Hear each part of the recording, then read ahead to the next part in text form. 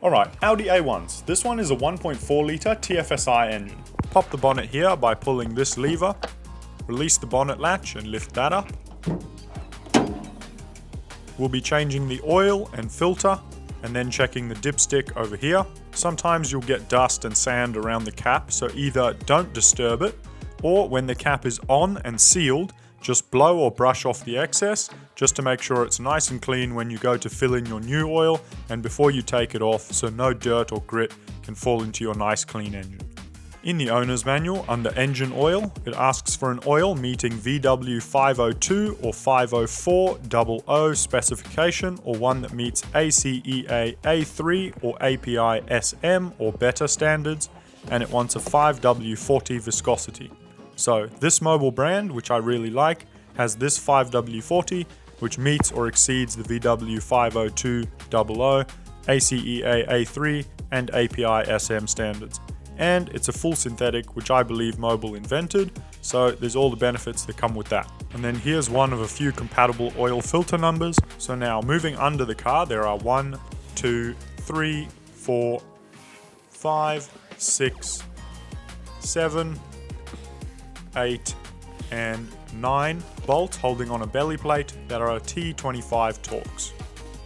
Once that's out of the way, you can see your oil sump here and the drain bolt just at the back, which is a size 19 socket. Crack that loose and then spin it out while keeping forward pressure until you feel the end of the threads, and if you aren't focusing on holding a camera, you should be able to release the oil into a drain pan without getting it all over your hands if you're good enough. Keep a rag nearby so you can wipe any spills. Loosen the cap at the top so the oil can flow out better without airlocks, then remove the filter next. Sometimes you can get them off by hand when they're easy to access like this, but sometimes you need a tool like this that fits over the filter, and then you attach a ratchet from a basic socket set to loosen it. Just get it loose, then you can take it off. When you loosen it a little bit, more oil will come out of the bottom, so make sure you leave your drain pan there. These filter designs come out quite nicely without any drips or spills. It just comes out of there. It's very nice and easy. This is the other filter number. What you can do while you wait for the oil to drain properly is get your drain bolt, take the washer off of him that over time gets squashed to death, and then there's no compression left in it and it might not be sealing properly. You might have a weeping leak.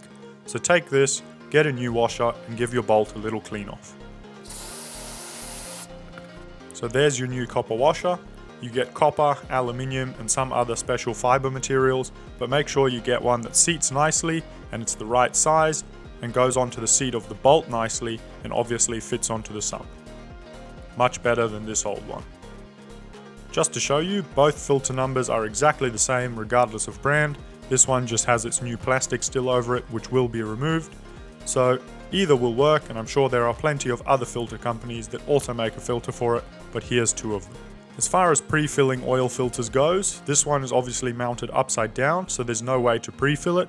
You can just put a little bit in it and swirl it around just to wet the filament, but that's up to you. It's totally not necessary. In the owner's manual, under 1.2 and 1.4 litre 4 cylinders, the engine oil capacity is approximately 3.6 litres. Always check your dipstick anyway. Get your drain bolt with its new washer and do it in with your fingers so you don't cross thread any threads. When you tighten it up, don't overdo it. It's just an aluminium housing which is relatively soft, so you don't want to strip the thread out of here and then you've got a much bigger problem on your hands. Just a nice nip, enough to compress the washer a little bit, just to make sure it seals. Just like this. Just give them a nice little nip. Once you've done that, you can carefully pull the old oil out of the way, not spilling any, and check how much came out just for reference, which is approximately 3.6 litres, which corresponds with what the owner's manual says, so that's what's going back in. And I'll be checking the dipstick anyway. With your new filter, you can take a drop of oil on your finger and run it around the rubbers here. It just helps it seat nicely without the rubber grabbing onto the housing and wanting to tear or split anywhere when you're doing it up. So just a drop on your finger and then run it around the outside one, and then there's an inner rubber on this one as well. There you go, both nice and lubricated, ready to go in. When putting the new filter on, line it up and start it on the threads. Make sure it goes all the way down by hands. There should be absolutely no resistance. When it gets to the bottom, good practice is just to tighten them as tight as you can by hand. And that's filter on. Tightening it with tools can be deceptive and people often over tighten it, but if you have the fancy tools you can use them. The filter calls for 20 to 22 Newton meters of torque. Get the torque wrench set to it, pop it on and give it a check. That was actually about as tight as my hands could get it, and then a quarter of a turn. From this point forward, everything that goes in here stays crystal clean.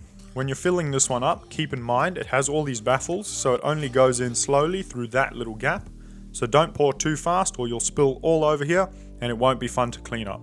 So get yourself a nice funnel, and then this will be a two-handed job, but pour your oil in, 3.6 liters, and we'll go from there. So I've got my new oil and a pouring and measuring jug measuring out precisely 1 liter. So with your fresh clean oil, begin pouring that in nice and slow.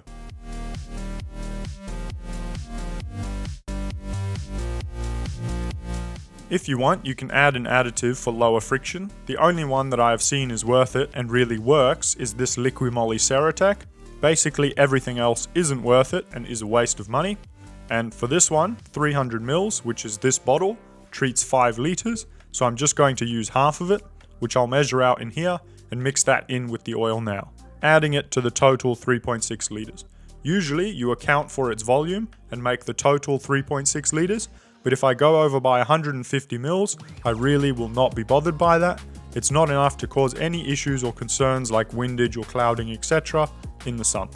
So I've already added 3 liters. Here's the Ceratec, 150 mils, and now I'm going to mix that with the last 600 mils to make 750 mils.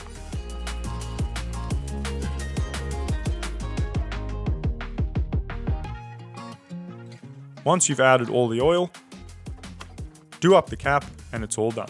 As well as writing it down on a sticker or in your service manual, putting the sticker in your driver's manual is a good idea. You can also write it on the filter so that every time you open the bonnet, it's super easy to see, and that will change every time you change the filter. So that also gives you the peace of mind for your next service, that was done right. If you forget to write it or lose the service book, you're definitely not losing that. Rather than having stickers all over your car, which I think looks a bit tacky, you can put it in your service schedule, and then you can also write multiple things in, like the oil and additive, and know the brands. Some lovely Mobil and Ceratec in there. Close the bonnet, make sure it latches, and then we can move to the inside. Give it a start up and give it some time, not too long, to build some oil pressure. And then you can reset the oil service interval in this menu. In your car menu, just scroll across to servicing and checks, service intervals, oil change, and then you can go to reset oil change interval. Click on it and it'll ask if you're sure, then press yes. Now, even in servicing and checks, once you've gone in and reset your oil change interval, your service interval might still be saying since and saying it's due popping up here every time you start the car, etc. So to clear this bottom one, since you can only reset the oil interval, you'll need a scan tool like this, which has a plug that goes into the OBD2 port over here.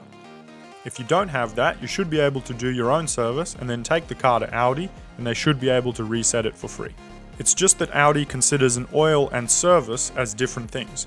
People often casually word an oil change as a service, but what they're meaning is a service includes other things like checking brakes, brake fluids, etc. But if you've also checked or done those, then you can ask for this to be cleared, and this service due should go away. In these scan tools, you can see there is an oil and a service reset, so you can click around and get it reset.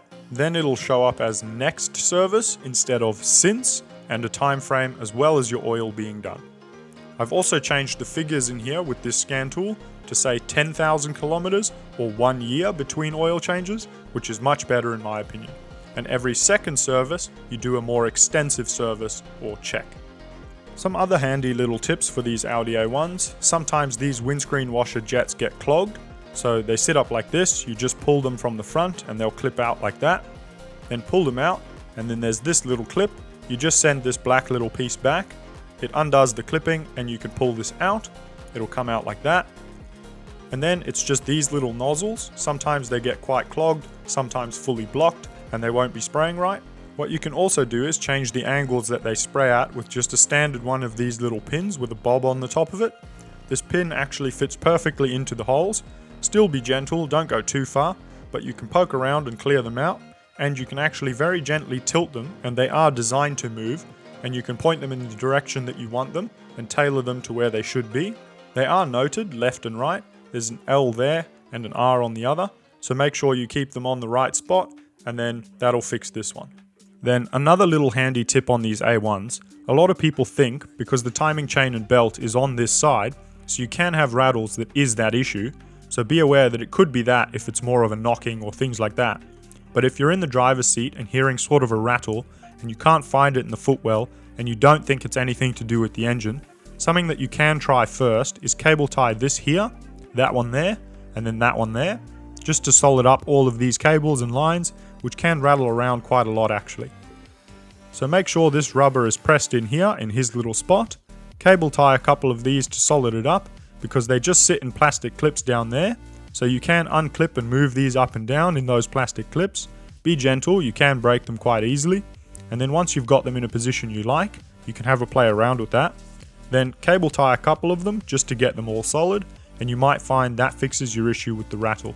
I've seen quite a lot of them, and they all seem to have this one, so you can eliminate that one, and once he's gone, if there's any other rattles, you can address those, but you'll be surprised how many I've seen that just rattle there, and once you get rid of that, the car is as smooth as anything, and it runs beautifully. Also, have a look around at some other ones. Sometimes it can be this line, which is not mounted properly on that bracket, but most often I find it's these ones up here that run down there. It's those two rattling around in there, or just on top here. They're shaking, bumping into stuff, so solid this one up, make sure he's on there, cable tie a couple of them just to keep them secure.